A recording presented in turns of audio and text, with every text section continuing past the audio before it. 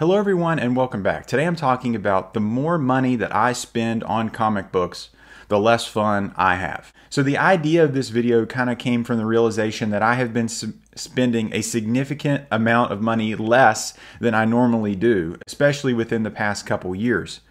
I'm a lot tighter. I don't spend money like I used to. I mean, obviously I buy some big books if you guys have watched the channel recently, but I mean, it has been fewer and far between as compared to the past. Why is that? This idea that the more you have, or the more money you have, or the more things you have, the less money you spend is an actual real phenomenon. I kind of looked into this, and this is something that I read which I found kind of interesting.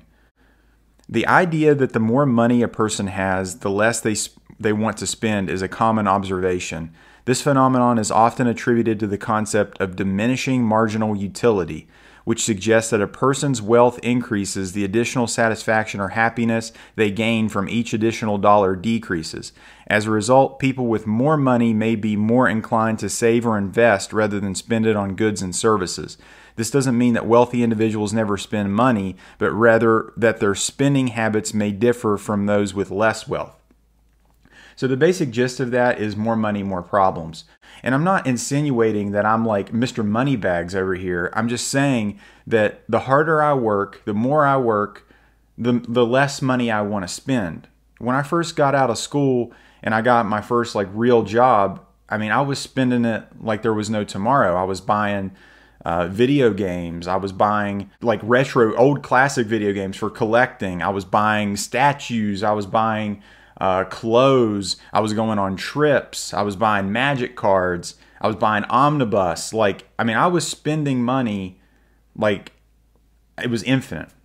But it gave me the realization that the more money that I spend on higher end stuff, the more expensive the comic books, the more expensive the slabs and the runs or whatever, the farther and farther away I get from the beginnings of this collecting journey. I want to share with you guys a video of an unreleased video that I never put out from way back in the beginning of when I started doing all this.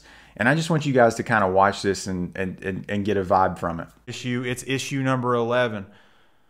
We know where Duncan is. We know where his stupid brother is. His stupid brother is like, oh, please get me back. I want to be with my giant, super masculine, effeminate wife that I don't even understand why she's even a character, but we have to have a love interest because it's Robert Kirkman. And now, in issue 11, he's built a super secret machine. And in this machine, oh, no. It's going to send us back to oblivion. Poof! You back in oblivion. You back. And when you're back, you're running for your life. You're scared. Ah, there's something gonna eat me. Ah, there's something gonna kill me. Ah, there's the faceless people. They gonna rape me. Okay, you gotta run. And see, and Duncan, he was all like, I'm gonna smash the machine. He smashes the machine. He puts it to pieces. Once he smashed the machine, there's no going back. End story arc. And we're on to issue number 12. So in issue number 12, there's a change, okay? It changes story arcs. Now we're developing the Faceless Men. And the Faceless Men, what do we know about them? They like to finger that butthole. And when they're going to finger that butthole, they're going to do it with a faceless man. So after watching that video, there's a reason why it was unreleased. I don't know why I decided not to wear a shirt for that, but I was excited. I had just gotten my new microphone. I was reading that Run Oblivion song. I was super excited about it. You know, there was just like this energy that I had that was like super passionate, super excited about a book that was pretty much valueless, and it was exciting to me. I've interviewed several bigger guys in the community, bigger dealers, like the guy with the $1 million Comic-Con collection. And the things he said have really stuck with me even the months and years after I interviewed him. It's, you know, a Fantastic Four, an ASM, Silver Age, they would do nothing for him. Like it was just a nothing book. Like for anything to have caught his attention or made him feel that feeling, that rush again, it had to be like golden age, specifically like golden age romance, is so niche. Like the book had to be so rare for him to be like, oh wow, that's where he was at. And man, I never want to get to that point. So here's another statement that I read that really spoke to this as well, because you can kind of equate these things.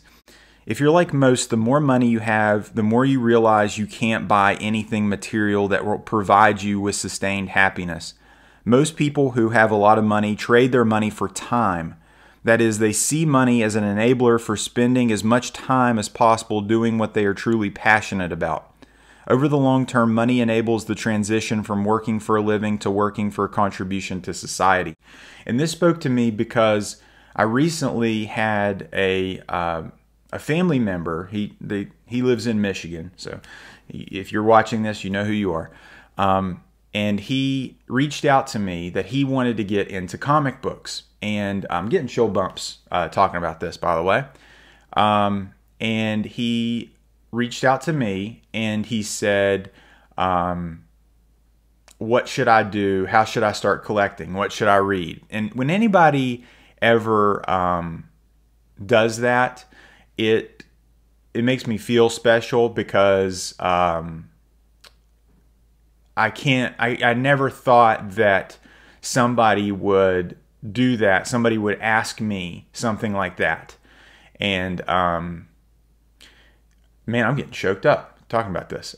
So I said, how about this? How about I send you some stuff and you look through it, and you decide if this is something that you might like. And I sent him this box of stuff, and I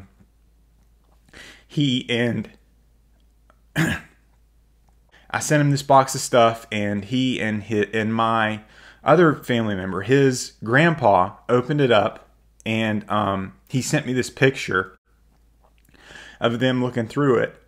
And I don't know, it just hit kind of different.